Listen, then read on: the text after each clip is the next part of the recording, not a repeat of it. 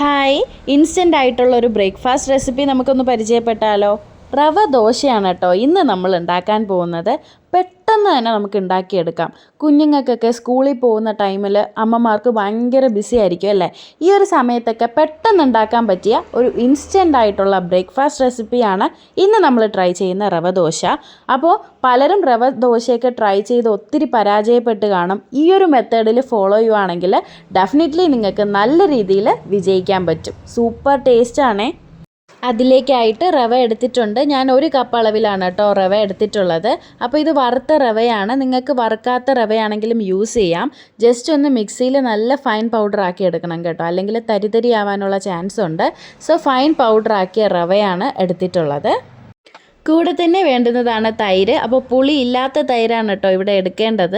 1/2 cup അളവിലാണ് തൈര് എടുത്തിട്ടുള്ളത്. 1 കപ്പ് റവയ്ക്ക് 1/2 കപ്പ് തൈര്. കൂടെ തന്നെ 1/2 ടീസ്പൂൺ ഉപ്പും കൂടെ ആഡ് ചെയ്യുന്നുണ്ട്.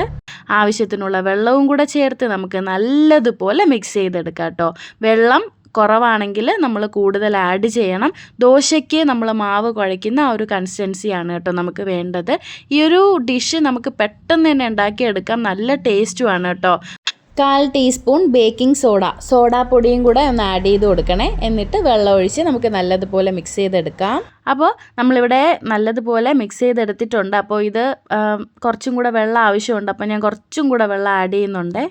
അപ്പോൾ നമ്മുടെ ബാറ്റർ ഇവിടെ സെറ്റായിട്ടുണ്ട്. ഇതിനി നമുക്കൊരു 15 മിനിറ്റ് റെസ്റ്റ് ചെയ്യാൻ വെക്കാം കേട്ടോ. എന്നിട്ട് നമുക്ക് ചുട്ടെടുക്കാം. അപ്പോൾ നമുക്ക് നല്ല പെർഫെക്റ്റ് ആയിട്ടുള്ള റവ ദോശ കിട്ടുവേ. 15 മിനിറ്റോളം ആയിട്ടുണ്ട്. അപ്പോൾ പാൻ അടുപ്പത്ത് വെച്ചിട്ട് നമ്മൾ നെയ്യൊന്ന് സ്പ്രെഡ് ചെയ്തിട്ടുണ്ട്. എന്നിട്ട് നമുക്ക് ഈ ഒരു ബാറ്റർ ഒന്ന് ഒഴിച്ചു കൊടുക്കാം. നല്ലതുപോലെ ഒന്ന് പരത്തിയെടുക്കാവേ. നല്ല കനം കുറച്ച് തിന്നായിട്ട് പരത്തിയെടുത്താൽ നമുക്ക് സൂപ്പറായിട്ടുള്ള റവ ദോശ കിട്ടും. അപ്പോൾ തീരെ അങ്ങ് കട്ടിയായി പോകരുത്. നല്ല തിന്നാക്കി ഒന്ന് പരത്തിയെടുക്കണേ. ഒരു വശം നല്ലതുപോലെ വെന്ത് വരുമ്പോൾ നമുക്കൊന്ന് മറിച്ചിട്ട് കൊടുക്കാം. മറുവശവും ഇതുപോലെ ഒന്ന് വേവിച്ചെടുക്കാം.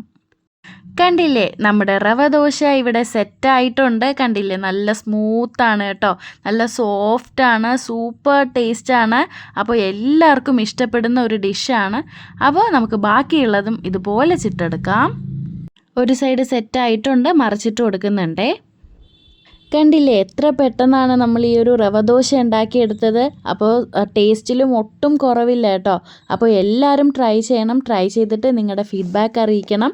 വീഡിയോ ഇഷ്ടപ്പെട്ടെങ്കിൽ എല്ലാവരും ലൈക്ക് ചെയ്യുക, ഷെയർ ചെയ്യുക, സബ്സ്ക്രൈബ് ചെയ്യുക. പുതിയൊരു വീഡിയോ ആയിട്ട് നമുക്ക് വീണ്ടും കാണാം. ബൈ.